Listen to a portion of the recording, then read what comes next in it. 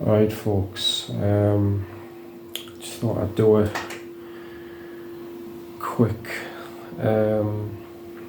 vintage computer musing custard cream coffee break special video on me Amiga 500 Plus that I sort of acquired earlier on in the year, maybe early summertime.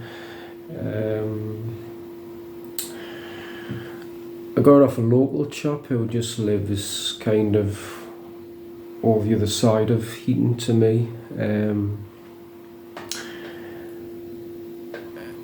he was actually running a shop in a local Pentecostal church that I can actually see from my living room window actually. I used to go in, and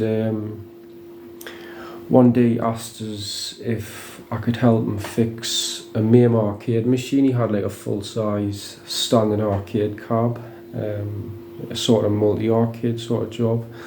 So I went along and helped him fix it. And he mentioned he had an Amiga 500 Plus, which was this, the original one that he had when he was younger. And did he want to do a deal on it? I says yeah, so we sort of arranged to do a deal, and we sort of carried the Amiga, plus there was loads of full price game boxes and games with it. So the two of us sort of carried the Amiga and all the stuff through Heaton Park. Actually felt a bit like a scene from sort of the early 90s or something, you know. And obviously got the Amiga 500 Plus back here at the Wonder Workshop, you know. I've stripped it down, cleaned all the dust off it, cleaned the case in, you know, sort of soapy water, that sort of thing. Little bit of Jif on the top just to take off the surface dirt. It's a little bit discolouring, but it's not as bad after it's been cleaned.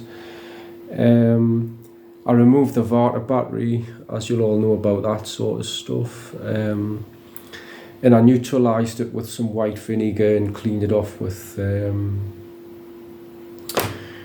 you know, rubbing alcohol. There was a little bit of damage to the PCB tracks on maybe 3 or 4 of them tops, but it wasn't anything significant enough to go all the way through and obviously damage the connection. So after a clean, it's working, and the way I'll play it out is I'll just use it and enjoy it, and if the PCB track 1, 2, 3 of them or 4 of them at the worst goes, then that'll be a job to sort of to do some sort of wire tracing underneath the board.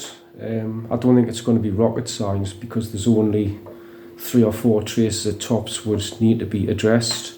But apart from that, everything's good. The floppy drive actually works, but it's missing the catch. Just use a flat blade sort of screwdriver to pop it out. I haven't really used it much, but I've had it running. I've been going through the discs that are working, the ones that are not, but it seems to be running, and I'll probably sort of get it running on the Sony Trinitron CRT next, I think. So there's just a little story of me Amiga 500 Plus and sort of how I sort of acquired it. Okay folks, cheers.